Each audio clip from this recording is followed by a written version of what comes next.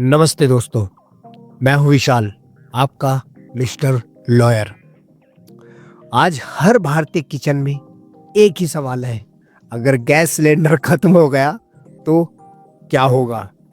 क्योंकि कई जगह गैस एजेंसियां खाली हैं और कुछ जगहों पर ब्लैक मार्केट में सिलेंडर की कीमत 5,000 रुपए तक पहुंच चुकी है।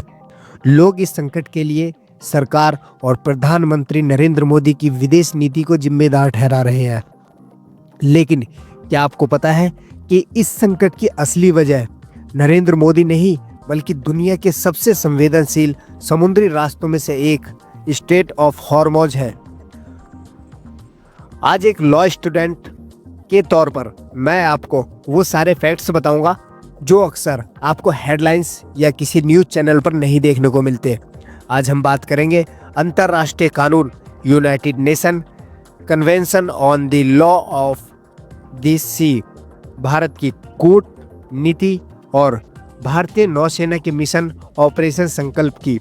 वीडियो के अंत तक आपको पूरी तस्वीर समझ में आ जाएगी कि असली सच क्या है। सबसे पहले हम समझते हैं कि समस्या कहाँ से शुरू हुई।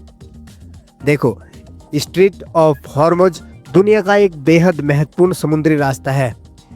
इसके सबसे संकरे हिस्से की चौड़ाई सिर्फ 21 मील यानी 33 किलोमीटर है, लेकिन जहाज़ों के आने जाने के लिए जो वास्तविक शिपिंग लाइन है वह लगभग 2 मील चौड़ी है। और भारत अपनी ज़रूरत का 60% से ज़्यादा LPG इसी रास्ते से मंगाता है, मुख्य रूप से कतर, यूनाइटेड अरब अमीरात और सऊदी अरेबिया से। 28 फरवरी को यूनाइटेड स्टेट और इजराइल द्वारा किए गए सैन्य हमलों के बाद ईरान ने इस समुद्री रास्ते को क्लोज्ड घोषित कर दिया। अब जब रास्ता बंद हो गया तो सप्लाई भी देरी से होना स्वाभाविक है। लेकिन समस्या सिर्फ सप्लाई की नहीं है। युद्ध के कारण जहाज़ों के वॉर रिस्क इंश्योरेंस प्रीमियम में लगभग 500% की बढ़ोतरी हो गई है। इसका मतलब यह है कि जो गैस भारत तक पहुंच भी रही थी उसे लाने का बीमा और जहाज किराया इतना महंगा हो गया है कि गैस सिलेंडरों की कीमत बढ़ना लगभग तय है।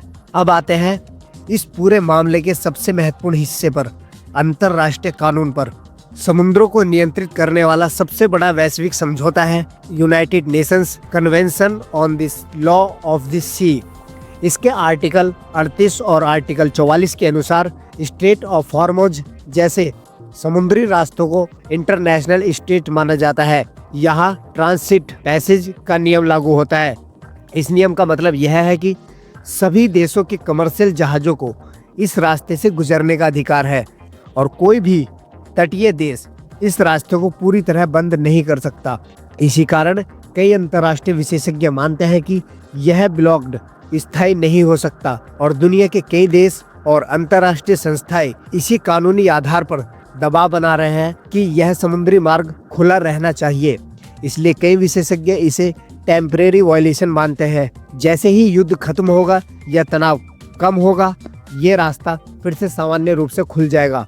अब बात करते हैं कि भारत की इसमें भूमिका क्या है। कुछ लोग कह रहे हैं कि भारत के इजराइल के करीब होने के कारण ईरान नाराज है, लेकिन दूसरी तरफ भारत की कूटनीति भी लगातार काम कर रही है। रिपोर्ट्स के अनुसार प्रधानमंत्री नरेंद्र मोदी और ईरानी राष्ट्रपति मसूद पेजिशकियान के बीच बातचीत हुई। साथ ही भारत के विदेश मंत्री एस जयशंकर और ईरान के राजनयिक मोहम्मद फैतली के बीच भी उच्च स्तर की वार्ता हुई। इस मिशन की जानकारी मीडिया संस्थानों द हिंदू और न्यूज़ वन AIR की 14 और 15 मार्च 2026 की रिपोर्ट में सामने आई। इसी दौरान शिपिंग कॉर्पोरेशन ऑफ इंडिया के 2 जहाज शिवालिक और नंदा देवी करीब 92,700 मीट्रिक टन LPG लेकर भारत की ओर बढ़ रहे हैं। यह लगभग 60 करोड़ घरेलू सिलेंडरों के बराबर आपूर्ति है। ताज़ा अपडेट के अनुसार शिवालिक 16 मार्च 2026 को मुंद्रा पोर्ट गुजरात में पहुंच चुका है और नंदा देवी के 17 मार्च तक कंडला पोर्ट पहुंचने की उम्मीद है। इस दौरान भारतीय नौसेना ने इन जहाज़ों को ऑपरेशन संकल्प के तहत सुरक्षा एस्कॉर्ट भी प्रदान किया है।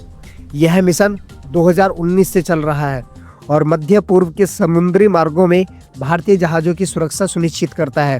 हालांकि अभी भी लगभग 22 भारतीय जहाज इस क्षेत्र में फंसे हुए हैं, जिनकी सुरक्षा और मार्ग सुनिश्चित करने के लिए भारत की कूटनीति और नौसेना दोनों सक्रिय है। अब सवाल है कि इस झंझट से हमें राहत कब मिलेगी। देखो, विशेषज्ञों के अनुसार अगर क्षेत्र में तनाव कम होता है तो आने वाले 2 से 6 हफ्तों के बीच स्थिति बेहतर हो जाएगी, लेकिन लगभग 12 हफ्तों का गैस रिजर्व अभी भी भारत के पास मौजूद है, जिससे घरेलू सप्लाई की पूरी तरह बाधित नहीं होगी। एक लॉ स्टूडेंट होने के तौर पर मेरी आपसे कुछ सलाह है। एक तो जमाखोरी ना करें, मतलब एक्स्ट्रा सिलेंडर बुक करने से पैनिक बढ़ता है और दूसरे लोगों पर दबाव बढ़ता है। दूसरा, गैस बचाकर इस्तेमाल करें, लो फ्लेम और प्रेशर कुकर का प्रयोग करें, या फिर वैकल्पिक ऊर्जा अपनाएं, जैसे पीएनजी हो तो उसका प्रयोग करें, या फिर अगर आपके पास इंडक्शन हो तो उसका प्रयोग करें। और ब्लैक मार्केट की शिकायत करें। उपभोक्ता कानून और एलपीजी नियंत्रण आदेश के तहत कार्यवाही की जा सकती है। और अगर आप गांव में रहते हैं तो आप लकड़ी का और उपलों का इस्तेमाल जरूर करें। तो दोस्तों, इस मामले का पूरा सार यही है कि यह सिर्फ भारत का संकट नहीं है, बल्कि एक वैश्विक ऊर्जा और कानूनी संकट है।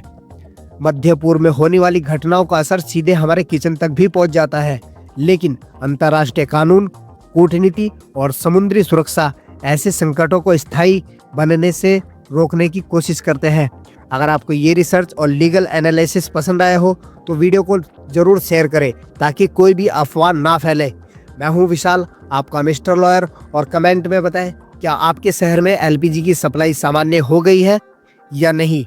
और हाँ, चैनल को सब्सक्राइब करना ना भूलें। मिलते हैं अगले ऐसे ही किसी केस में। तब तक के लिए जय हिंद।